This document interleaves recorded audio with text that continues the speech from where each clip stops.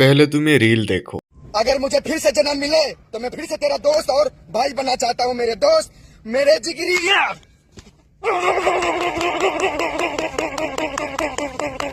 अरे भाई को कोई निरोध पहनाओ, नहीं तो ग्रेविटी गर्भवती हो जाएगा। और इस मनुष्य रूपी जनरेटर को कोई स्विच ऑफ कर दो, नहीं तो अंधे लोग सदमे में चले जाएंगे। सोचो कि तुम अंधे हो। नहीं सोचो, बस आंख बंद कर लो और तुम ये सुनो।